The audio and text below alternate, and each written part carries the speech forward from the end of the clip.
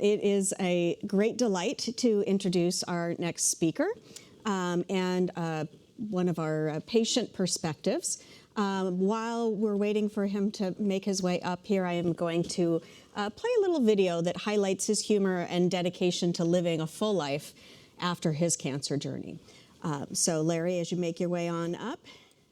Hey, welcome to day gazillion of the American Cancer Society February 25 push-ups a day fundraiser. I am fortunate enough today to have a guest celebrity joining me in push-ups. This is the head of head neck surgery at Stanford University, Dr. Chris Holsinger, who's graciously managed to stop in the middle of a bike ride and hopefully not get run over. And do some push-ups with me. So we'll try to make this fast so it minimizes the danger to life and limb. And let me get set up and then we'll go for it. Oh my God. Are you safe there? Thanks, Larry. I'm all good, man. Nice country road. There might be a few bikes that swing by, but hey, thanks for doing this. Thanks for reaching out, and it's a great cause. And I just hope I can keep up with you. Yeah, he's poor mouthing it, but he's gonna whoop my butt. So I appreciate the thought. There's no money on this, Larry. You know, yeah. Right? And for anyone that doesn't know Dr. Holsinger, the only thing that may even compete with his medical skills in the oncology world are his terrific sense of humor. So let's do it. Ready? All right. Okay. And yes, sir. I'm just gonna count it out. I'll count it, or I'll count what I'm doing, and you can either go ahead of me, behind me, or with me, or whatever you want to do. How's that? Perfect. I'm gonna follow you. I'm gonna follow your count. Okay. And 1, 2, 3, 4, 5, 6, 7, 8, 9, 10, 11, 12, 13, 14, 15, 16, 17, 18, 19, 20, 1, 2, 23, 24, 25. Got any more? As alluded to previously by a number of folks, there are lots of great ways to contribute to the fight against cancer. For me, believe it or not, I actually enjoy doing push-ups. So the American Cancer Society 25 push-ups a day in February resonated with me, and I went ahead and did them. It was also a great way for me to bond with some of the members of the medical community, as well as old friends who I strongly encourage to get in better shape. This was probably the highlight, though, because I got to do push-ups in front of Half Dome, and it was just an amazing experience. So I'm trying really hard to be a successful half-time comic relief for this process. So we'll see how well that goes. I just wanted to touch briefly on some of these things. I'm going to skim past really fast the bits that have been covered in much more gory detail than I would in terms of some of these. So let's jump into it. This was basically me at the beginning. Okay, I won't speak out WTF, but it's clearly the case that when you get a diagnosis, you're pretty freaked. I went immediately into fear. The first picture on the left is my brother-in-law, who died a year and a half before I was diagnosed of head and neck cancer. Right after going through radiation and chemo treatment that looked like it was successful, but turned out not to be. So you can imagine I was a little bit scared about what was going to happen to me. Immediately after that, I talked to the guy with the monstrous biceps, who was my best man many, many years ago, and who had preceded me into a cancer journey by about 5 years. In his case, it was stomach cancer, and it was a really gory, brutal journey.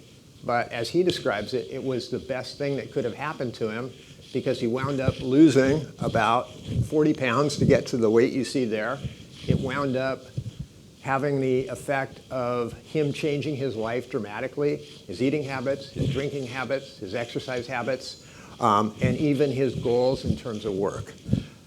That gave me a lot of insight as to the process, because he described in gory detail what he went through in terms of chemotherapy. And in his case, he's by trade, he synthesizes drugs, some of which are used in chemotherapy. So he was actually tweaking what the people were giving him during the chemotherapy process. Not something I did or would strongly encourage in any way, shape, or form. And lastly, one of my former bosses, Mallory Smith, is his niece. It's a terrific read. She was diagnosed at a very, very early age with cystic fibrosis, and she managed to turn a disease-ridden life into something that was just glorious. And I couldn't, it brings tears to my eyes when I think about it in terms of her positivity and how she approached life and the things that I needed to do better in my life to emulate her role modelness. Some of the takeaways, thank you.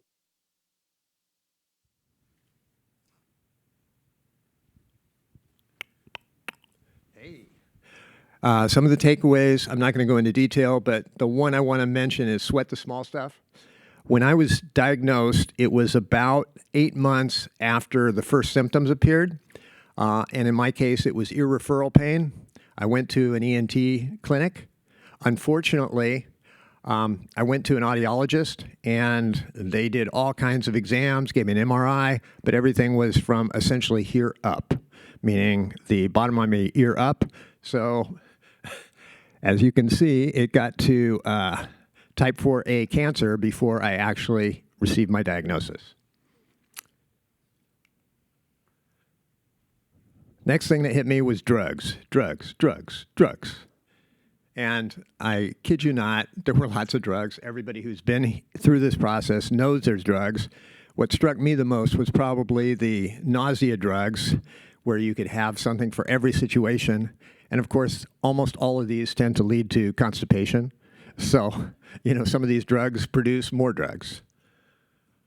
And then, of course, there's all the, pre-existing condition drugs where you need to consult with your primary care physician, your cancer docs, and any of your other docs to make sure the drugs don't collude together to destroy your life completely. And I managed to fail to do that a couple of times. So the prior slide, which said sweat the small stuff, don't forget that. Okay, this half-naked godlike creature on the left is me, or that's my mental state of myself. This was taken 2 weeks before my diagnosis. The only reason I put it here is because, as you can probably see, I didn't have a lot of margin of error when it came to losing weight. Unfortunately, I averaged between a half pound and a pound of weight loss per day once I started radiation. I worked with a nutritionist, and we initially diagnosed me as needing about 2,200 calories a day, and that turned out to be way low. And in fact, I needed 3,000 plus calories a day to be able to maintain my weight and try and put it back on, which I did eventually. The thing, of course, that complicated this is, as has been alluded to, mouth sores are everywhere. I did pretty good in most of my side effects, but mouth sores was something I really excelled in, and my mouth was completely full of mouth sores. So what you see on the right side of this, which may look familiar to some people, was how I was able to eat. My father had, I want to say, either 6 or 7 strokes, and twice lost the ability to swallow. And he had to relearn the ability to swallow, and I got to experience what it's like for somebody else to be on a G-tube and learn how to swallow. And I said, there's no way in hell I'm going through that. Unfortunately, that means there's a lot of work you have to do, particularly when you want to take in 3,000 calories a day. So that looked like my dining experience for approximately 400 meals in a row, which consisted of lidocaine prep about 10 minutes in advance. Once the lidocaine set in, swallow a smoothie, swallow of water, maybe 2 or 3 swallows of water to make sure I was hydrating adequately. Take a swig of the Magic Swish. Heather might give you that formula if you're really nice to her. And then spit the Magic Swish because you can't drink it. Then repeat, and repeat, and repeat, and repeat, and repeat until it's all gone. I did that, as I said, 400 roughly meals in a row. And it was roughly the same smoothie content, which, by the way, peach seems to be the least acidic of all the yogurts that you can put in a drink. So bear that in mind for all your future friends who get afflicted with anything like this. Lowlights. Yeah, as you can imagine, there are plenty of lowlights in this experience. Some of them are pretty funny, though not necessarily at the time.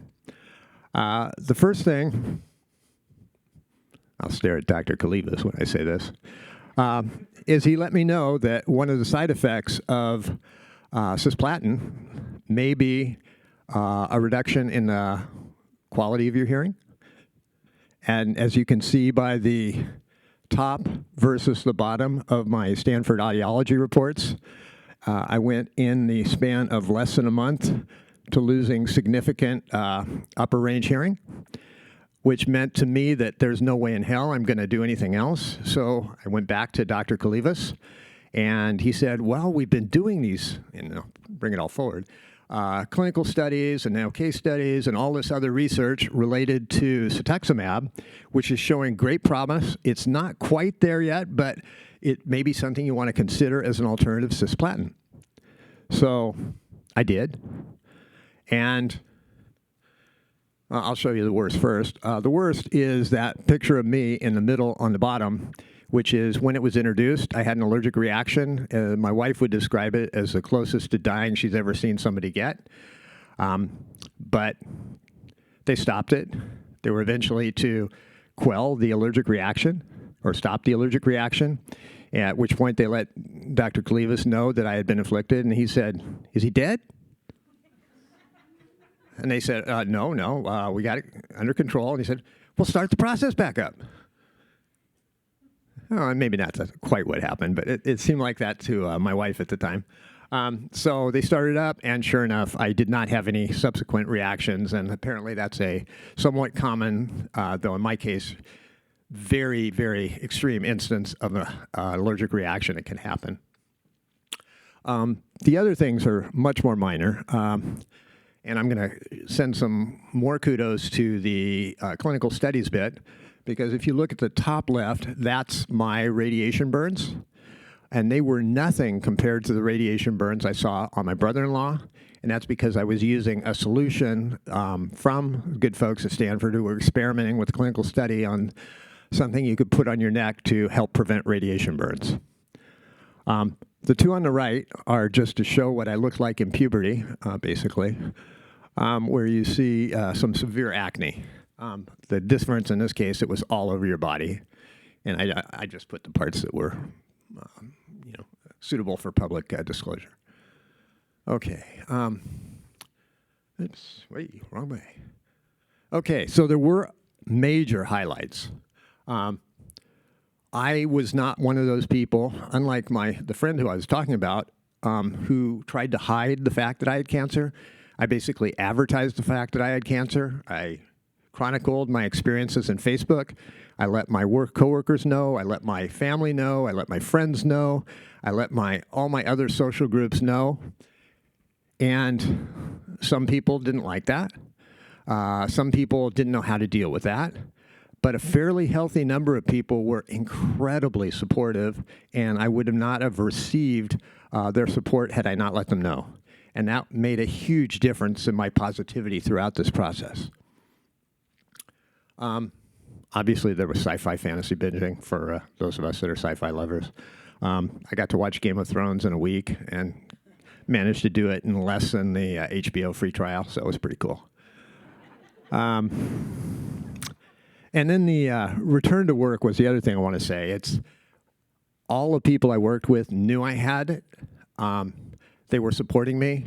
And even though when I came back, I had to go into a different role, I knew those people as well. And they were incredibly supportive of my return to work. And that was a fun offsite event that we did that just, I think, epitomizes the type of fun that you can have in the workplace if you're all working together on common goals and really like the people you're working with.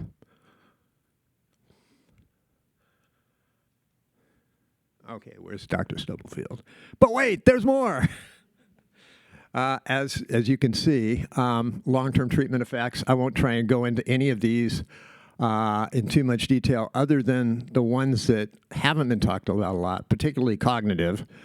So in my case, my brain, there's short-term memory, multitasking, context switching, focus, and concentration issues that peaked right after my initial therapy and then went down. It looked like they were under control. And then when the pandemic started, they came back.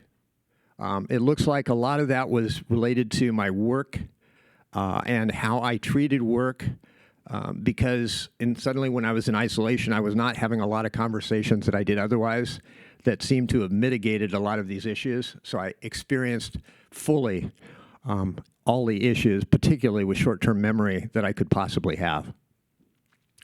The quasi-good news is I got to learn a lot more about short-term disability, long-term disability, Social Security, disability insurance, and COBRA. All of which I'd rather not have learned about. But if you have any questions about any of these, it's a nightmare out there, so I'm happy to help you do anything you can, particularly with the SSDI Blue Book, which I'm going through right now. Work. I mentioned the good, returning to work. The bad, not being able to do what I was doing before. To give you 10 seconds, the work I was doing right when I got diagnosed was I was leading the data platform team for Intuit, which relates to TurboTax and a number of other applications in the financial realm, if you're not familiar with Intuit. And I was having a blast. I love data. I love data analysis. I love algorithms. I was just having a blast. I couldn't return to that work, but I could return to work at Intuit. Intuit was incredibly supportive of me. And then it got ugly, and that's where I was talking about short-term disability, long-term disability, SSDI, et cetera. Oh, I should also mention, as was alluded to by a couple of our presenters, there are long-term cancer risks. And in my case, I've been recently diagnosed with some precancerous lesions that I need to have surgically removed, which now gets into even more knowledge on my part of things that you may need to know at some point that aren't medical, which are what happens if you have COBRA and it expires and suddenly you're not 65, you have to get like Covered California or other insurance. And what happens if you're not in the geographic zone that's supported by Stanford? It gets complicated. Again, see me if you have any questions, but I think I've worked to address all those, and I'm going to have those operated on with peers of our good colleagues at Stanford. Okay, resources. I'm. Thank you, Heather. Thank you, Dr. Kalibas. Dr. Gensheimer's here somewhere. And obviously, Dr. Holsinger was in absentia, but early on here. There's an amazing amount of resources available, and if you're not taking advantage of them, you're just not trying. In my case, the number one was my support community. Joy. For those that don't know me, Joy's my wife, who was there every step of the way once she actually heard that I got cancer. Positivity and humor, obviously, that's tends to be who I am.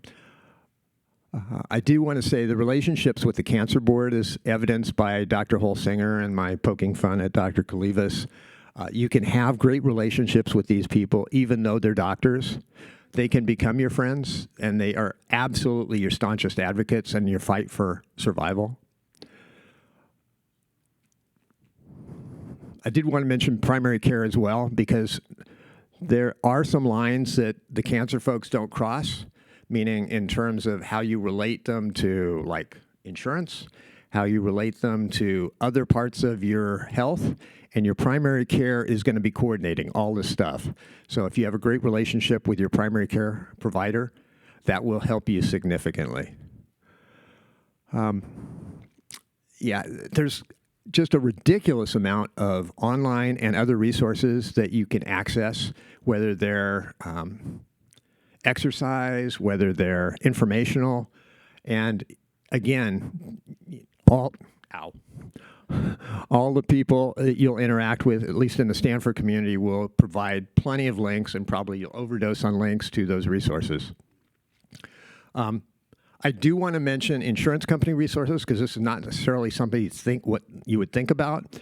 But in my case, my United Healthcare, when I was going through United Healthcare, provided a nurse advocate who I could talk to whenever I wanted to, for the most part, free of charge, who would help give me guidance and some sanity checking on all the medical stuff I was going through. There's also an equivalent person to her in the long-term disability insurance company I have. So these are basically free resources who can help your journey back to wherever it is you can get to, that if you don't leverage them, you're not taking advantage of your resources. And lastly, palliative care, which I plead ignorance, I initially thought was hospice. And I quickly learned the difference, and then was going like, God, this is great, because I was able to leverage both the social work aspect of that as well as the physician aspect of that to provide lots of services I would not otherwise have had. So I'm grateful to everything that's up there. And as I alluded to at the beginning, I did chronicle all this, so this is sort of like a bastardized version of these interesting snippets I wrote on Facebook. Anybody that wants to is welcome to read them. I've been told, I think, that they're actually helpful for somebody that's undergoing this journey initially, because it gives you a, shall we say, relatively upbeat but realistic perspective into what's happening through that process. And obviously, there's my email. If you have any questions or just want to tell me how boring this was, that's okay. And then that's it. Thanks.